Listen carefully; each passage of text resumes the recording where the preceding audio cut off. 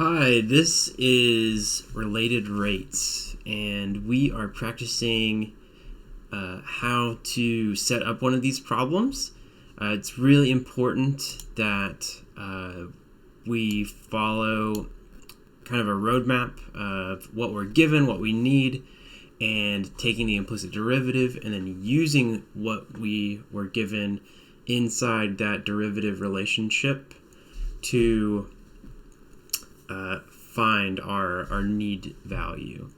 So related rates are probably one of the toughest things we do in calculus derivative-wise, just because they're such an involved problem. In class, we were able to do these problems, and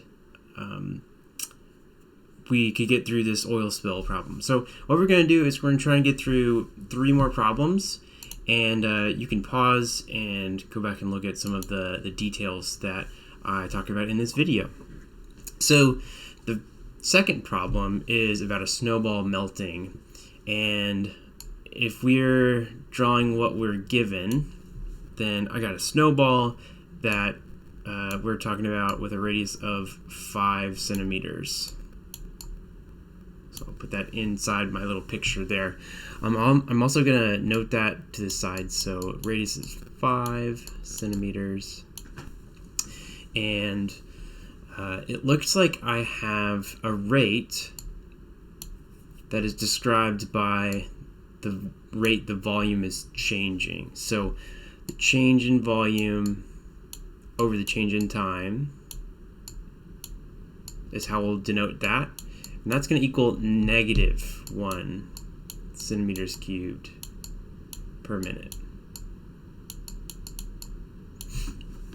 Because we are decreasing. We're decreasing at a rate of 1 centimeters cubed per minute. And we are also given the relationship that the radius and the volume are changing, and that is the volume of a sphere. So our relationship will be volume of a sphere is equal to 4/3 pi r cubed. And if you don't remember that, then we're looking at this equation right here in the middle of this formulas you might need section. Now, that was what we are given. What we need is going to be over here at 2. And what we need is the rate at which the radius is decreasing. So we need dr over dt. Now this problem is a lot simpler than the one we did in class to start off with, because we don't have multiple relationships, whereas we had a relationship for the perimeter and the area for that oil spill. Here we just have the volume of the sphere decreasing. Now we know that we need dr over dt, and we have our relationship. We can take the derivative, and hopefully after that we can isolate dr over dt. So dr over dt is going to be found in the derivative of the volume equation. So I'm going to take the derivative of our volume equation,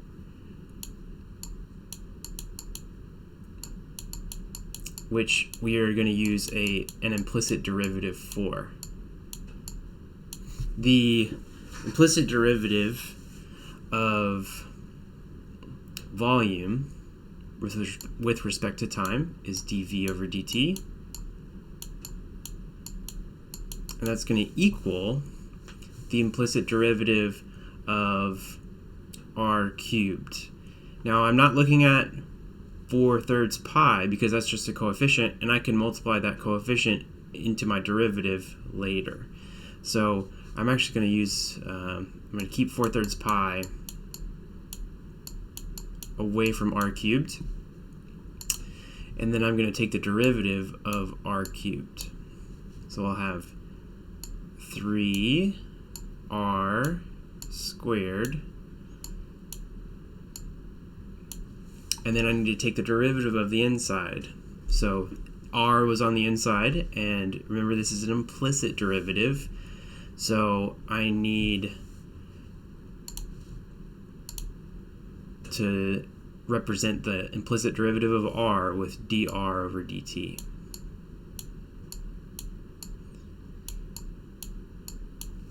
And thankfully, that's what I need. So we have found all the variables that we listed before in this problem. If we didn't, then that means we did something wrong. Like if we have a quantity that we didn't use, like if we see that we don't have an r in our derivative, but we have an r listed in what we are given, then that would be the wrong setup, and we'd have to go back and look and see what we did wrong. Let's move 4 here. So 4 has substituting in what we were given into our relationship, our derivative relationship.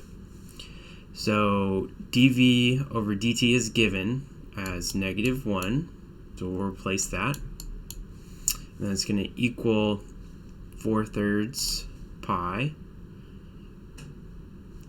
times 3. So I'm just going to write 4 pi times r squared, and r is 5, and then times dr over dt, which is the quantity we don't know. That's the rate we don't know. All right, and then all that's left now is to divide away this number on that is multiplied to dr over dt. So I'm going to have -1 over, what's that, 100 pi? Yeah, 100 pi, and that is going to be a radius over time, so I'm going to have meters per second. Oh, sorry, meters per minute. Centimeters per minute. Goodness. Yeah, see, centimeters per minute because it's centimeters cubed per minute from our volume. So that's how we know what rate to use. All right. So that one was a much more manageable problem, just because it only had one relationship that we were dealing with. All right. Now we are going to do this cylinder, and I take it back. We're gonna hold off on the cylinder. We're gonna do the ladder. So we'll not do the cylinder at the moment. So you can kind of strike through that one, and don't completely scribble it out because we might come back to it later. But we'll just focus on 4, and then I'm going to ask that you do 5 and 6 for practice. On number 4, we have a ladder against a wall. So starting off with my given, I'm going to put my wall, my ladder. Now, what's not really explained is that this ladder is on the ground, right? But that's a little bit more common sense. But that's going to actually complete the shape of this this diagram. So I've got a 6-meter ladder, and it might not be leaning that far down, but the point is you're going to have a right triangle. But the bottom of the ladder is going to move away, so we can kind of make this this arrow happen here at a constant rate of 1 meters per second. So I'm going to have a 1 meters per second marker here, and I'll also put some variables to what I've already drawn on the diagram as well. So we're going to say cursive L is equal to 6m, and then I'm going to say the bottom of this triangle is F for floor, and then the side of it is W for the wall. Because it looks like in my problem I'm dealing with the, I guess I could have used G for ground. Yeah, let's do that. We've got ground, and we also have the wall. So those are going to come into play, because if you didn't see this one relationship right here, that's the Pythagorean theorem. So we have a triangular relationship between these sides on our triangle, or on our diagram. So I've got the length of the ladder being 6 meters, and then my 1 meter per second is going to be how the distance on the ground, which is, so how the ground distance with G equaling ground distance changes per time. So G is equal to ground distance.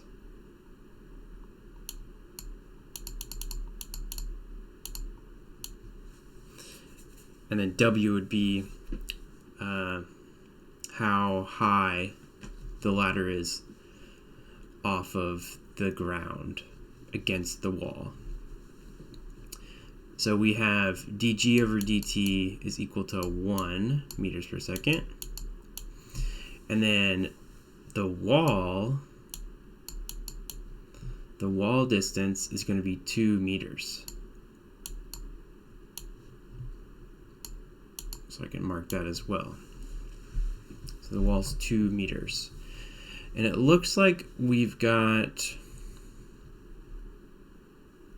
to have a negative, I guess, speed down the wall, negative rate of the ladder moving down the wall. So we're going to have our need right here to the left, or to the right, excuse me, be, oh, what do I want? I want to use orange. Be dw over dt. So how quickly does a ladder fall down the wall is what it's asking in this last sentence there.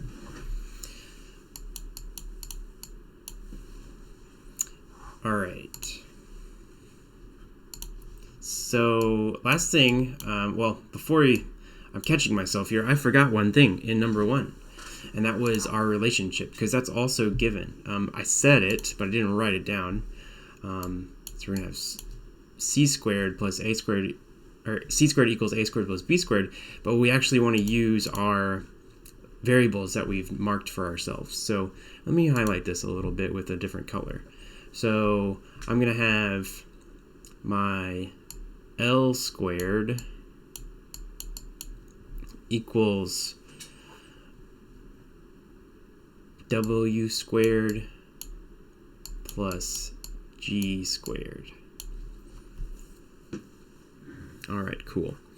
So we actually know that this is going to be true, but we should be able to fix one of these variables to be just one quantity, and that's the L. So L can actually be changed to 6 squared because the ladder length is not going to change at all.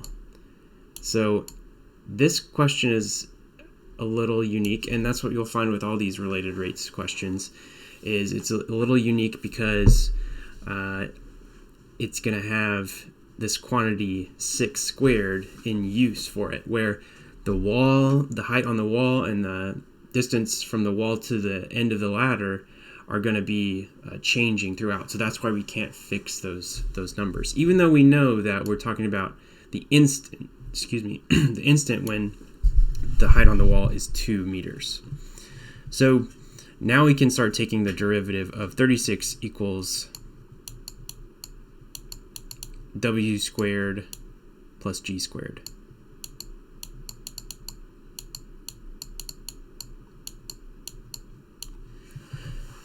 So I'm going to have 0, because that's what the derivative of 36 is. Even though it's 0 times d over dt, it's still 0, equals 2w times, now we see what we need, so dw over dt, plus 2g dg over dt. And we are given, it looks like we have all the variables we need. Just about. Let's see, we've got let's see how we're going to set up the substitute. So we've got the wall height.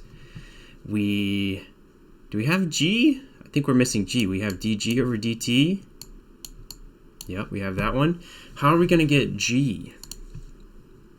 Well, we do have a relationship. We do have a relationship for what g is equal to if we know what w is. So in step 4, we're going to have our Pythagorean theorem equation, and we're going to figure out what g is if w is 2.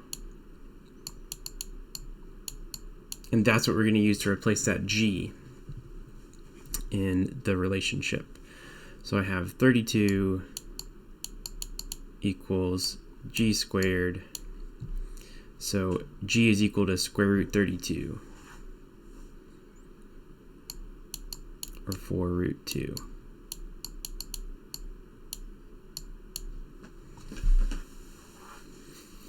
So now that I have found a place for all of my variables, I can substitute them in and figure out what dw over dt is. So let's find that, and then we'll be done. So 0 is equal to 2 times 2 times dw over dt, which is what we're finding, plus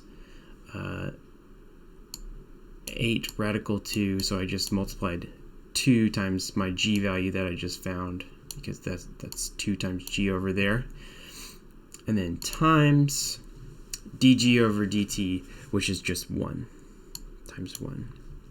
So dw over dt is equal to negative 8 over radical 2, or times radical 2 over 4, which is equal to negative 2 radical 2. And that rate is going to be meters per second. And that's going to track with how the ladder is going to fall. So that's how fast the end on the wall is falling down. So we wanted to know that orange arrow. Man, related rates problems take a lot of setup. Hopefully you've been able to track this far with me.